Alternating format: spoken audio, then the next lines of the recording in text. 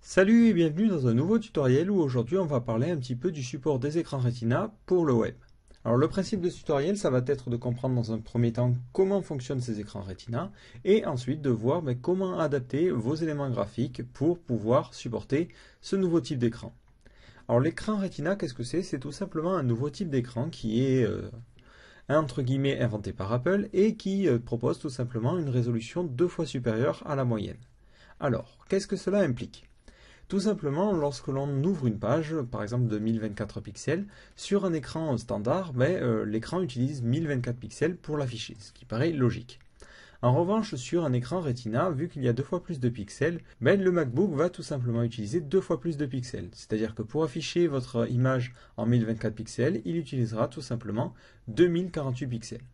Du coup, comment adapter vos images? La solution la plus simple, c'est tout simplement de lui envoyer des images qui ont directement une taille 2 fois plus grande. Par exemple, si vous voulez envoyer une image de 300 par 400, vous allez la multiplier par 2. Du coup, vous allez créer une image de 600 par 800 et automatiquement, cette image, vous allez la réduire en CSS ou en utilisant la balise image. Du coup, par exemple, si je prends cette image-là, qu'est-ce qui va se passer? Sur les écrans Retina, on va avoir cette image-là. En revanche, sur un écran standard, automatiquement, ça va être divisé par 2. Et ce qui va se passer, c'est que l'ordinateur va faire la moyenne de chaque pixel pour obtenir cette couleur-là. Et du coup, on va se retrouver avec cette image-là pour un écran standard. Donc du coup, les écrans Retina, on aura une impression de meilleure qualité par rapport à un écran standard. En revanche, ça ne marche pas dans l'autre sens. C'est-à-dire que si vous envoyez cette image-là à un écran Retina, l'écran va doubler la taille de chaque pixel. Vu qu'il n'est pas capable de les subdiviser, il va tout simplement multiplier par 2. Donc là, ce pixel-là, il va en faire 2 et 2. Ce pixel-là, il va en faire 2 et 2, et ainsi de suite. Du coup, on ne réobtiendra pas cette image-là. Donc il est conseillé sur un écran Retina de lui envoyer tout simplement l'image à la bonne résolution. Donc maintenant, c'est ce que l'on va voir, comment faire en sorte que cela fonctionne. Alors, on est parti. Alors, pour cet exemple, j'ai créé deux images. Une image qui est l'image standard que l'on crée normalement en 200 par 200. Et ce que j'ai fait, j'ai créé une image 2 fois plus grande, tout simplement. Une image 2 fois plus grande en 400 par 400. Mais du coup, moi, ce que je veux afficher sur ma page web, c'est vraiment ce format-là. Alors, ce que vous faites normalement, ici, vous mettez img src égale votre image, et c'est tout. À la limite, on précise la largeur et la hauteur. Voilà. Automatiquement, ça va nous permettre d'avoir notre image. Le problème, c'est que comme je vous l'ai dit, les écrans Retina vont utiliser 2 fois plus de pixels. Du coup, chez eux, votre cercle qui paraît net ici sur votre écran, va paraître tout flou. Et ça, c'est quelque chose que l'on veut éviter. Donc pour éviter ce problème-là, tout simplement, il suffit d'utiliser au niveau de notre image, non pas une image qui a la résolution standard de 200 par 200, mais une image 2 fois plus grande, arrobase 2 fois. Alors moi j'ai choisi d'appeler mes images entre guillemets pour Retina, arrobase 2 fois, tout simplement parce que c'est une convention qui est prise sur les applications iPhone. Du coup, souvent vous allez retrouver cette nomenclature-là. Donc essayez de la garder, comme ça vous permettra aussi de vous y retrouver. Donc là, je mets cette image-là. Donc pour mon écran standard, ça ne change rien. En revanche, vous voyez bien que l'image mesure bien 400 par 400. Et du coup, elle est automatiquement redimensionnée pour correspondre à l'écran. Donc sur un écran Retina, l'image paraîtra beaucoup plus nette. Alors l'inconvénient de cette méthode, c'est tout simplement que l'on fait charger à notre utilisateur une image qui est 2 fois plus grande. Alors que ici, par exemple sur mon écran, vu que je n'ai pas un écran Retina, c'est inutile. Je n'ai pas besoin d'avoir une image spécifique pour le Retina. Alors ce que l'on peut faire, c'est tout simplement utiliser des conditions et choisir d'utiliser une image suivant un cas ou un autre. Donc par exemple ici, je vais retirer mon arrobase 2 fois. Et ce que je vais faire en JavaScript, donc ici je écris mon petit script, et tout simplement en jQuery, je vais sélectionner mes images, donc ici img.each function, et pour chacune des images, je vais remplacer mon .png tout simplement par un arrobase 2 fois. Donc ici, je fais var img égale this, pour pouvoir le sauvegarder pour plus tard, et tout simplement ici, je fais img.atr src, c'est img.atr src, où je vais retirer tout simplement mon point, où je vais faire un replace et je supprime le point et je le remplace par un arrobas 2 fois point. Voilà. Automatiquement, ça, qu'est-ce que ça va faire? Ben, ça va faire en sorte que toutes les images vont être remplacées par img arrobas 2 fois. Donc là, si j'inspecte mon élément, vous voyez que c'est bien le cas. Le problème, c'est que ça le fait évidemment pour tout le monde. Donc je peux mettre une condition sur la densité de pixels. Donc pour cela, je fais if window.device pixel ratio est supérieur à 1. C'est-à-dire que sur les écrans standards, on a un device pixel ratio de 1. Sur les écrans Retina, on aura un device pixel ratio supérieur. Automatiquement, maintenant, si j'actualise et que j'inspecte ma page, vous voyez qu'ici, il n'a pas remplacé par arrobas 2 fois. En revanche, sur un écran Retina, il va mettre arrobas 2 fois. Alors l'inconvénient de cette méthode, c'est déjà qu'elle va remplacer toutes vos images, donc c'est un petit peu pénible si vous utilisez des uploaders ou des choses comme ça, c'est-à-dire que vous n'avez pas forcément l'image Retina prête. Donc une solution serait par exemple de mettre la classe Retina et de sélectionner que ces images-là. L'autre inconvénient majeur, c'est tout simplement cette propriété-là. Elle est disponible sur les navigateurs utilisant WebKit, mais elle n'est pas disponible sur tous les navigateurs. Par exemple, si j'ouvre Firefox et que je charge la même page, vous voyez ici qu'il a bien mis mon image standard. En revanche, si je fais un petit alerte de ça, alerte, et qu'est-ce que vous voyez? Vous voyez tout simplement que j'ai undefined, c'est-à-dire que sur Firefox, cette propriété-là n'existe pas encore. Du coup, si quelqu'un utilise un écran Retina mais qu'il est en plus sur Firefox, du coup ça ne va pas fonctionner. Donc cette méthode n'est pas du tout, n'est pas optimale. Bon, elle va convenir dans certains cas. En revanche là, on ne peut pas l'appliquer. Donc une autre solution, c'est tout simplement d'utiliser le CSS. Donc ici, je vais mettre une div qui a la classe round, et dans cette div-là, je vais utiliser le CSS pour mettre en image de fond mon cercle. Donc ici, je mets .round, et je mets une largeur de 200 pixels, parce que c'est ce que je voulais. Je mets une hauteur aussi de 200 pixels, et je mets mon fond classique. Ici, c'est img.png. Donc automatiquement, vous voyez que ça fonctionne bien. Maintenant, si je veux que ça soit compatible Retina, la solution la plus simple, ça serait de ne plus mettre cette image-là, mais de tout simplement mettre l'image qui a la résolution, qui a tout simplement une taille 2 fois plus grande. Donc ici, je mets img arrobas 2 fois. Le problème, c'est qu'automatiquement, dès que je fais ça, vous voyez que l'image est 2 fois plus grande. Du coup, sa dimension sort du cadre. Donc pour contrebalancer ce problème-là, on peut utiliser l'attribut background size. Donc ici, background-size, et vous mettez la largeur et la hauteur de votre image. Ici, c'est 200 pixels par 200 pixels. Automatiquement, vous voyez que mon image est bien redimensionnée et récupère bien le format. Alors, l'inconvénient de cette méthode-là, c'est tout simplement que de la même façon, un utilisateur non Retina va avoir à télécharger l'image grande taille, alors que lui ne l'utilise pas, donc c'est un petit peu bête. L'autre raison, c'est tout simplement la perte de qualité. Automatiquement, dès que vous faites des redimensionnements, que ce soit pour agrandir ou pour rapetisser, on perd en qualité. Un petit peu comme ce que je vous ai montré. Ce cercle, cette image ici bien définie, lorsqu'on va réduire sa taille, elle va perdre des informations. Du coup, ce n'est pas forcément idéal. Et enfin, l'autre problème, c'est le support de background size. Le background size n'est pas supporté par tous les navigateurs, notamment IE7 et IE8. Du coup, on est obligé... Du coup, ce n'est pas du tout pratique parce qu'eux, ils vont voir l'image comme ceci. Et ça, c'est pas idéal. Donc une solution, c'est tout simplement d'utiliser les media queries qui vont vous permettre de cibler les navigateurs qui supportent justement ce background size et en plus de cibler les navigateurs qui ont un ratio de pixels supérieur à 1. Donc ici, je vais supprimer mon image, supprimer mon background size et revenir sur mon image standard. Je vais utiliser tout simplement les media queries. Donc ici, vous faites @media only screen, donc ce n'est pas pour l'impression, and, et là on va dire tous les écrans qui ont un pixel ratio assez grand. Donc ici on fait min-device-pixel-ratio, par exemple 1.5. Donc tous les écrans qui ont une résolution d'écran, enfin un ratio de pixels supérieur à 1.5, automatiquement les propriétés que je vais mettre là vont être utilisées. Donc ici, .rand, je change le background image, donc background-image, et je mets img arrobas 2 fois .png. Voilà. Et du coup, le background size, je le mets là. Background size, donc ça ne sera pas pris en compte par IE, mais ce n'est pas forcément gênant, parce que Internet Explorer ne fonctionne que sur les ordinateurs Windows qui n'ont pas d'écran Retina. Du coup, il appliquera ces règles-là, sans forcément prendre en compte cette règle-là. Mais vu que l'image est directement au bon format, ça va fonctionner. En revanche, sur un écran Retina, il va utiliser cette règle-là. Le problème, c'est qu'évidemment, tous les navigateurs ne sont pas forcément d'accord, entre guillemets, et il va falloir utiliser le système de préfixe. Donc là, cette règle-là, vous la copiez, hop, on met virgule, et en fait, on doit aussi dire pour les écrans et les propriétés Mozilla, moz-.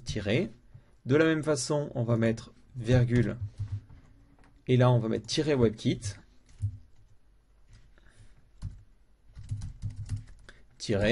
de la même façon, on continue, on va faire le support pour Opera. Donc vous voyez un petit peu comment c'est pénible. Et voilà, du coup, on a ce changement d'image qui va se faire sur les écrans Retina.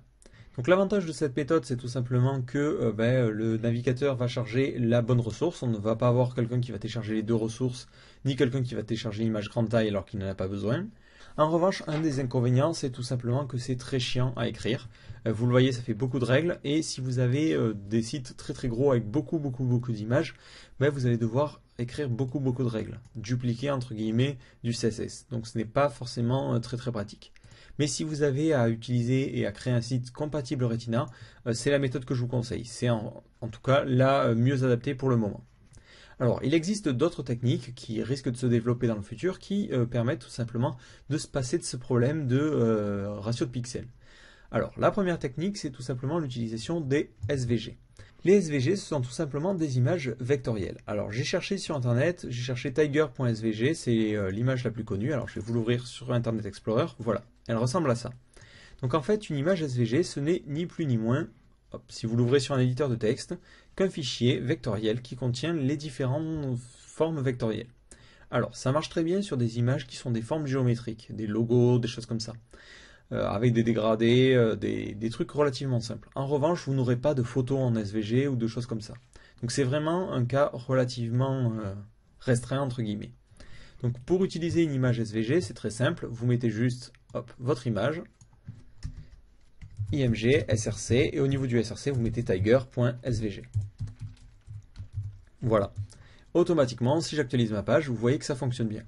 L'avantage de ce système-là, c'est qu'il n'est pas sensible, comme tous les éléments vectoriels, au redimensionnement. C'est-à-dire qu'ici, si je mets une largeur de 800 pixels, vous voyez que mon image ne perd pas en qualité. De la même façon, si je mets 50 pixels, mon image a toujours, entre guillemets, 9000 c'est un peu trop gros, 900, a toujours des détails bien précis et ça fonctionne bien.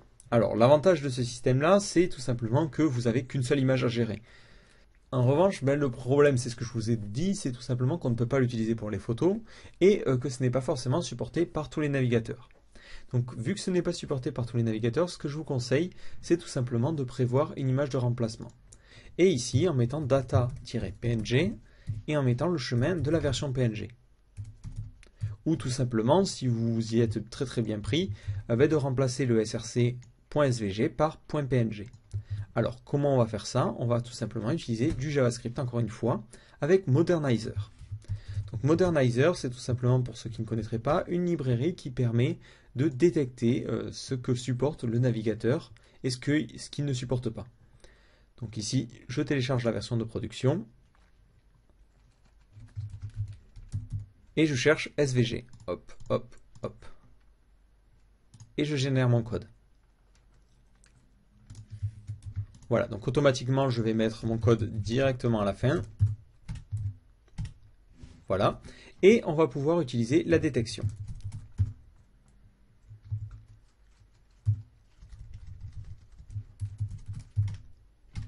Alors, j'attends que jQuery soit bien chargé.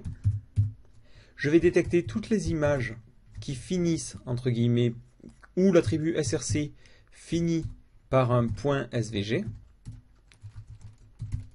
Et on est parti. Et je vais mettre .each et je vais faire une fonction.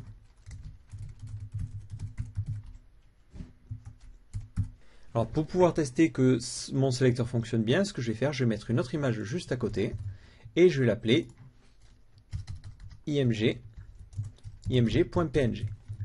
Donc maintenant, pour chacune des images qui va être détectée, je vais alerter, alerte, vis.src. Et comme ça, on va voir si le nombre de .atr.src, et on va voir si mon script jQuery détecte bien seulement les images qui ont un SVG.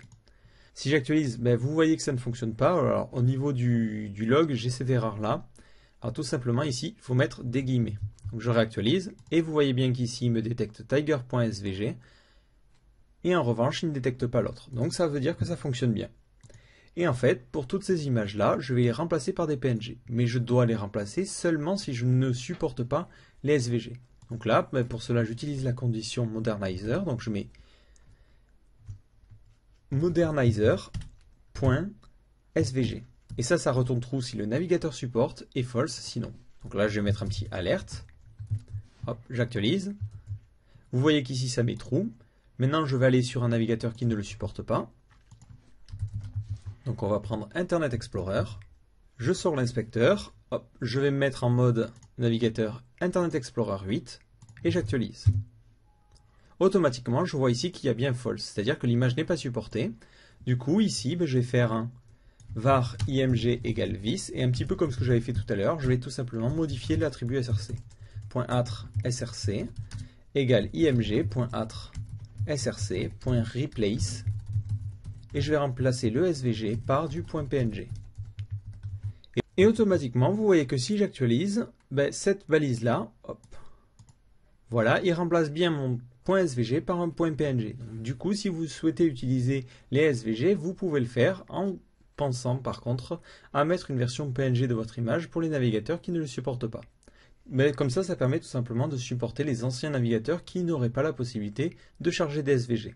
Donc cette image en PNG, vous la concevez à la résolution standard, vu que ça sera pour les navigateurs utilisant Internet Explorer, du coup, des écrans non Retina. Enfin, la dernière petite méthode qui va vous permettre de vous affranchir un petit peu de ces résolutions-là, c'est tout simplement l'utilisation de police pour générer les icônes. Alors il existe pas mal de packs d'icônes disponibles sur Internet. Alors moi, celui que j'ai l'habitude d'utiliser, c'est Iconic. Iconic, c'est tout simplement une fonte qui représente les différentes icônes. Voilà, comme ceci. Donc vous la téléchargez. Et automatiquement, ici, vous allez avoir les différentes versions. Donc moi, ici, je vais prendre les fontes. Et hop, je vais prendre les fontes. Je vais prendre, par exemple, seulement celles avec les tracés. Et je vais les mettre dans mon dossier. Hop. Je vais aller créer un nouveau dossier que je vais appeler CSS. Et je vais aller déplacer tout ça.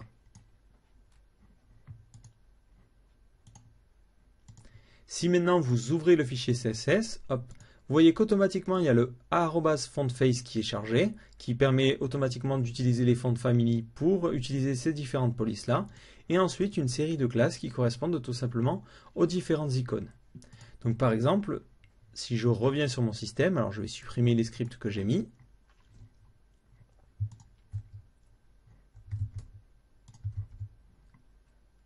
Voilà. Et ici, je vais mettre un lien.